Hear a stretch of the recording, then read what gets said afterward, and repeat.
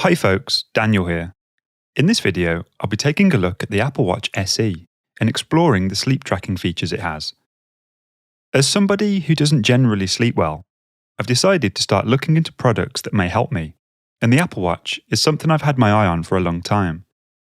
There's a saying that goes, if you can't measure it, you can't improve it. So maybe if I know how much sleep I'm getting, I can actually do something about it. A quick disclaimer. I bought this product with my own money, and all of the following opinions are my own. Hopefully, this gives you a bit of insight into what you're getting with the Apple Watch SE. Also, I'm not a scientist or a sleep expert or whatever. I'm just a very tired individual on a quest to find tools and tricks to get a better night's kip and reporting what I find along the way. What do you get in the box? Before we start, let's take a look at how this guy arrived. I chose the SE version as it does everything I needed it to, so it lacks the blood oxygen gadget, always on display, and ECG that you get with the Series 6. I've got tiny baby wrists, so the 40mm is plenty big enough for me, and I chose a dark grey sport loop. In the box, you get two more boxes, a thick boy and a thin boy. The watch arrives with a USB-A to MagSafe cable, which I assume is quite expensive, so don't lose this or leave it near this guy. How much did I pay? I paid £329 British for my Apple Watch SE, which is the cellular and GPS model. That works out to about 460 of those American dollars, or 33,000 Indian rupees. I got the cellular version so I can leave my phone at home while I go out running, but you only need the basic GPS model for sleep tracking. I bought the watch directly from Apple, and it arrived in less than 2 days. The strap I have is the Apple Sport Loop. If you want fancier straps, you'll pay a bit more, and if you want a slightly bigger watch face, then again, you'll be coughing up a few more pounds, dollars, or rupees. Because the watch was released in September 2020, they're fairly easy to get hold of now. I'm fashionably late to the party with this thing, so I'm sure you'll have no problem tracking one down for yourself. How accurate is sleep tracking on the Apple Watch? The native sleep tracker in the Health app can only give two readings, awake or asleep. Other trackers can distinguish the different stages of sleep and give readings for light, deep, and REM sleep. There were a few nights that my watch recorded me as being asleep, but I knew I was awake at that particular time. The motion sensor may have registered a false reading due to me simply not moving, but as a rule, there were no numbers I disagreed with massively. Rob ter Horst, aka the Quantified Scientist, has a great video where he compares the Apple Watch Series 6 to a portable scientific EEG device.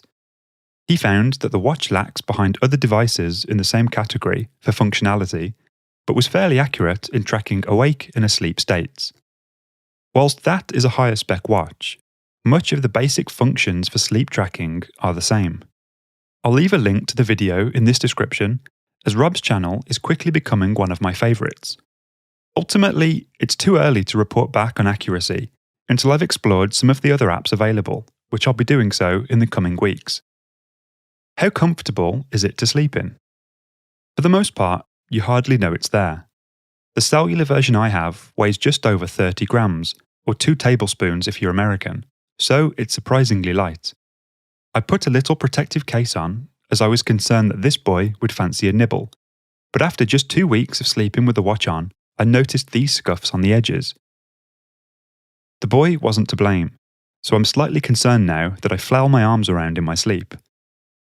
The Sport Loop strap was quite breathable for the most part, but because it was adjustable, I found myself putting it on too tight, especially on the night when this happened. Problem in chair, definitely not in computer though, and once I'd gotten used to fitting it snugly, I hardly noticed it was there each night.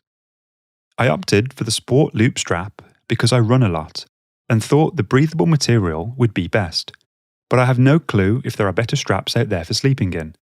The Sport Band and Solo Loop seem highly rated for sleep, so I'll be comparing various straps in a future video.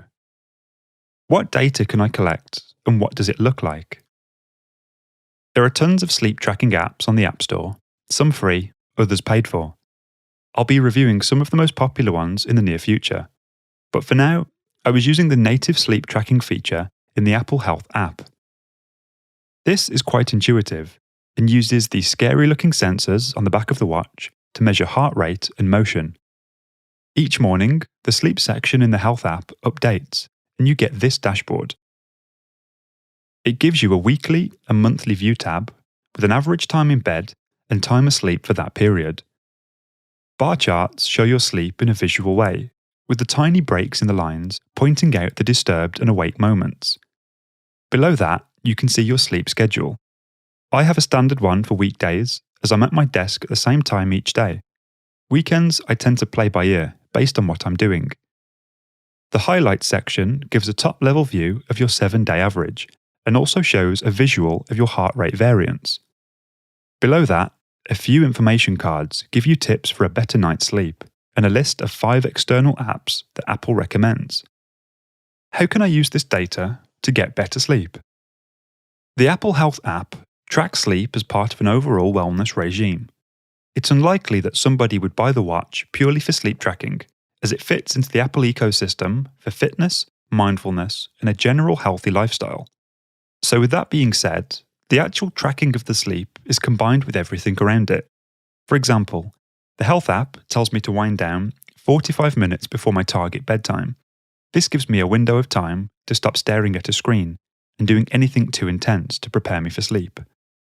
A reminder to practice breathing exercises also appears, and once the target bedtime arrives, the phone and watch both go into Do Not Disturb mode.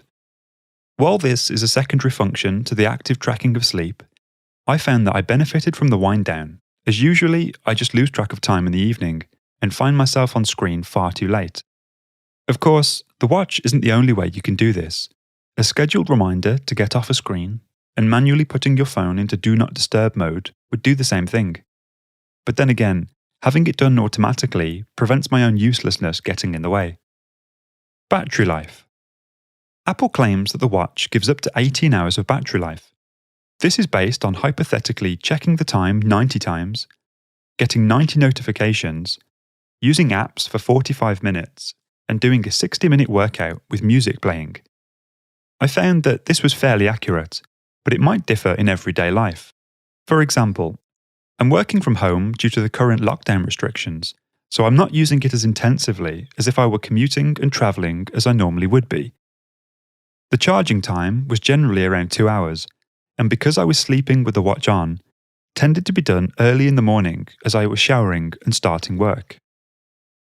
Conclusions. Overall, I feel that the Apple Watch SE is a great wearable device, and I'm excited to see what external apps can add to the experience. Using the native Health app is only scratching the surface for sleep tracking, but if you are buying it with the intention of utilising the accompanying health and wellbeing features, it gives you a lot straight out of the box. Here are 3 things I didn't like and 3 things I did. First, the not so great stuff. 1. This is the most obvious one. The sleep tracking data is very basic unless you install additional apps. 2. It can be a bit overwhelming coming from a non-Apple environment. It's one of those tricky ones where the pro is that it can do so much, but the con is that it can do too much. Everything has been fairly intuitive so far, but if you're looking for something super basic, then this might not be it. 3. While the SE model is the base level option, it's still quite a big barrier for cost-conscious consumers. And to leave on a positive note, here are the things that I did like. 1. It just works. There is the obvious Apple tax that you're going to be swallowing whenever you buy a device from them, but for simple people like myself, I appreciate it when things just magically work. 2. The haptic alarm was a nice way to wake up. The subtle vibration on my wrist was less jarring than my usual alarm clock screaming at me and throwing a bucket of herrings and ice water into my bed. 3. I've quickly learned how addictive closing your rings can be. I thought I'd be primarily tracking runs, but I've really enjoyed the Apple Fitness Plus and have found some of the yoga and HIIT classes to be a nice change of pace. The novelty may very well wear off, but I tend to sleep better when I keep active, so definitely a win for the time being. So, would I recommend it? Well, it depends. I bought the Apple Watch SE primarily for the fitness features, and so that I could leave my phone at home and travel light when I run.